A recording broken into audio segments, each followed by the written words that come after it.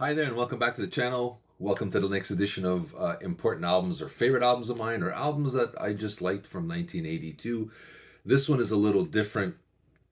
I like it for different reasons, not because it's exactly the greatest album of all time or the greatest album of 1982, but it just meant something to me personally. And I'm going to have to pick Paul McCartney's Tug of War. McCartney 1 and 2 were basically him experimenting, getting the cobweb shaking to find out where he's at.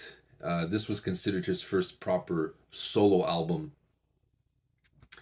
And the thing that got to me, I walked into there was a mall near my home when I walked with my parents.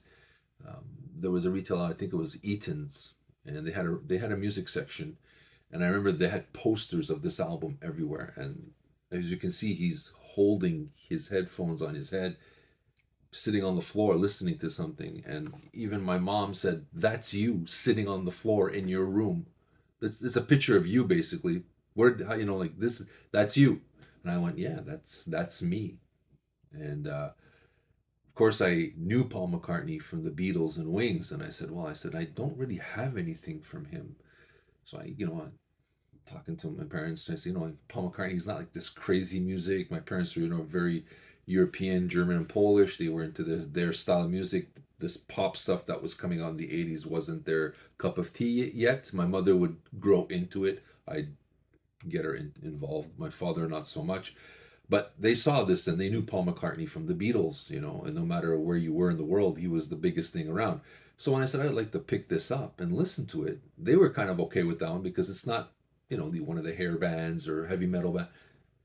It's Paul McCartney. I mean, how dangerous can this be, right? So pick this up.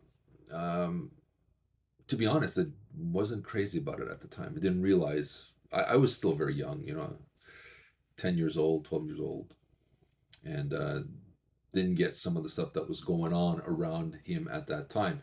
But anybody who knows anything about this, the album where he kind of got back with George Martin, Ringo Starr's on here, Stevie Wonder's on here. I believe it's Perkins is on here. Carl Perkins is on here, one of his heroes. And there's a lot to like on here. I like the opening track, Tug of War. Take It Away is one of my favorite songs of Paul McCartney.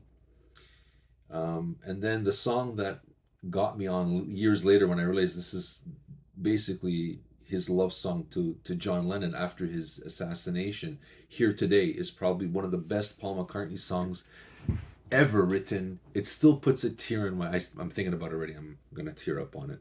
Um, every time I hear this, I get choked up on it. And I can visualize him and John talking to each other.